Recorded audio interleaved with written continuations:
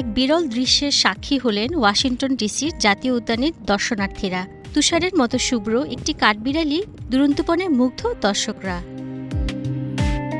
কুয়াশা ঢাকা ঠান্ডা পরিবেশে ধবধবে সাদা লোমে ঢাকা কাঠবিড়ালটিকে মনে হচ্ছিল যেন আলোর বাতি। লাল গোলাপি চোখগুলোতে যেন খেলা করছে দুরন্তপনা। তাকে দেখে থমকে দাঁড়িয়েছে পথচারীরা। মুহূর্তটি ক্যামেরাবন্দি করছে কেউ কেউ। সাদা রঙের এই কাঠবিড়ালটিকে বলা হয় আলবিনো স্কোয়ারেল। এটি একটি বিরল প্রজাতির কাঠবিড়ালি। এমন কাঠবিড়ালির জন্ম হয় লাখে একটি।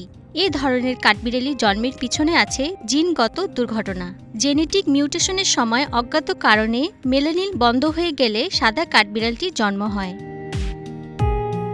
ধারণা করা হয় গোটা যুক্তরাষ্ট্রে কাঠবিড়ালি আছে প্রায় ২০ লাখ। এর মধ্যে সাদা কাঠবিড়ালির সংখ্যা মাত্র ২০টি। ধূসর রঙের কাঠবিড়ালিরা সহজেই চারপাশে প্রকৃতির সাথে নিজেকে লুকিয়ে ফেলতে পারে। ছোট তুলতুলে প্রাণীটির জন্য এটাই প্রাকৃতিক সুরক্ষা। কিন্তু উজ্জ্বল সাদা রঙের কারণে বিরল এই কাঠবিড়ালিটা সহজেই শিকারে পরিণত হয়।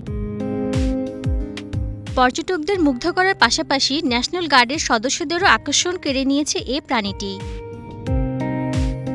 রাহনুমা নূর, স্টার নিউজ।